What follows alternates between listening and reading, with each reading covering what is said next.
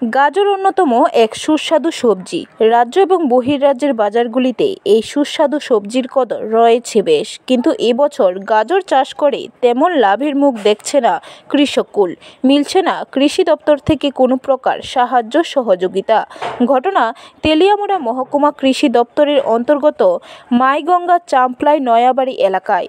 কথা প্রসঙ্গে নয়াবাড়ি এলাকার এক কৃষক নারায়ণ বিশ্বাস জানিয়েছেন, তিনি দীর্ঘ বছর যাবৎ এই কৃষিকাজের সঙ্গে যুক্ত। শুধু তিনি নন, গোটা এলাকাটি কৃষির উপর প্রত্যক্ষ এবং পরোক্ষভাবে নির্ভরশীল।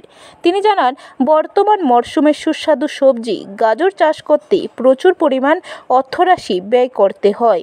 প্রতি এককানি জমিতে গাজর চাষ করতে কমপক্ষে 20 থেকে 25,000 টাকা খরচ করতে হয়। কৃষক নারায়ণ বিশ্বাস জানিয়েছেন, তিনি এবছর 3.5 কানি জমির উপর গাজর চাষ করেছেন, কোনো প্রকার সরকারি সাহায্য সহযোগিতা ছাড়া। কিন্তু বর্তমান সময়কালে কৃষি দপ্তর থেকে বিন্দুমাত্র সাহায্য সহযোগিতা পান না তিনি। তাছাড়া তিনি জানান, বৃষ্টির কারণে গাজরগুলি পচন ধরে প্রচুর ক্ষতির সম্মুখীন হতে হয়েছে। অন্যদিকে গাজর বিভিন্ন বাজারগুলিতে বাজারজাত করা হলেও তার সঠিক দাম পায় না কৃষকেরা। উনি ওনার জমিতে উৎপাদিত গাজরগুলো আগরতলা, তেলিয়ামুড়া, মোহরছড়া, কল্যাণপুর ইত্যাদি বাজারগুলিতে বাজারজাত করেন।